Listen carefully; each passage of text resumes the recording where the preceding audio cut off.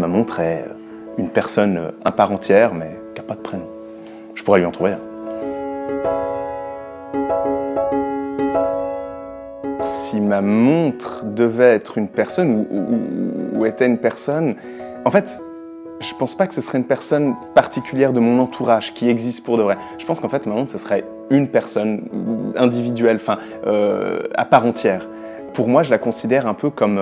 c'est limite si je lui donne pas un nom, enfin, à mes montres, c'est limite si je leur donne pas un nom. Une montre, c'est un objet tellement particulier qui vous suit durant toute une vie, qui vous accueille durant toutes les expériences. Hein. Généralement, une montre, après des mois, des années de port, bah, elle a des marques. Et ça en fait quelqu'un, ça fait un compagnon de vie et elle est témoin de votre vie, presque parfois plus que d'autres personnes. Et on a un lien avec sa montre. Et quand on regarde sa montre le matin en voulant la mettre, ben, on n'a pas l'impression de regarder n'importe quel objet. On a l'impression presque de dire bonjour à quelqu'un et puis de voir une entité qui a une âme. Une anecdote concernant une de mes montres, oui, j'en ai une. J'ai ma Breitling Navitimer de 1992. Qui est la première montre qui vaut une certaine somme, enfin une montre pour laquelle j'ai dû investir une certaine somme, que j'ai achetée. Avant, j'avais acheté que des montres qui valaient moins d'argent. Là, c'est la première fois où je me suis dit, je vais mettre de l'argent, véritablement beaucoup d'argent, pour une montre. Et je suis tombé complètement amoureux de cette montre. Ça a été un flash complet. Ça a été comme on peut tomber amoureux d'une personne. Bah, ça a été ça, quoi. J'ai vu cette montre, je me suis dit, il faut que je l'achète. Je dois faire quelque chose pour l'acheter. Et c'est grâce à elle, notamment grâce à cette montre, que ma passion pour l'horlogerie a grimpé considérablement.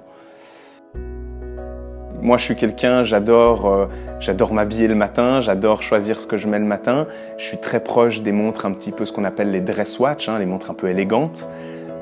C'est ma passion, mais enfin, c'est ce que j'adore dans les montres, mais c'est vrai que étant vidéaste et photographe, ben, on ne peut pas porter que des montres un peu fragiles ou des montres qui ne vont pas forcément pour cette activité-là. Donc c'est vrai que j'ai par exemple ma Tudor Black Bay Héritage de 2012 que je porte quand je vais filmer, quand je vais photographier, quand j'ai pas envie de me préoccuper de la montre que je porte. Et c'est génial, enfin, elle va totalement dans cet univers-là, elle se fonde super bien et c'est cool. C'est à ça aussi que sert l'horlogerie. Ma montre, je pense que oui, elle m'aide bah, finalement à traverser une journée. C'est un peu un compagnon rassurant, une montre. Vous prenez le train, par exemple, je sais pas, pour 2 heures de temps, ben, c'est génial de pouvoir écouter de la musique, regarder la montre qu'on porte et puis je sais pas, esquisser un sourire parce qu'on se dit ah, je suis content, j'ai mis cette montre là aujourd'hui, ah, elle me va bien, je l'aime bien, elle est chouette.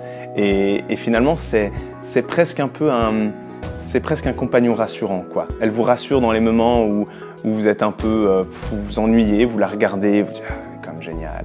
Et puis dans les moments où vous êtes peut-être un peu stressé, vous la regardez et puis vous dites allez, c'est cool, je vais y arriver. Et ouais, c'est quelque chose qui booste un peu la confiance en soi, peut-être.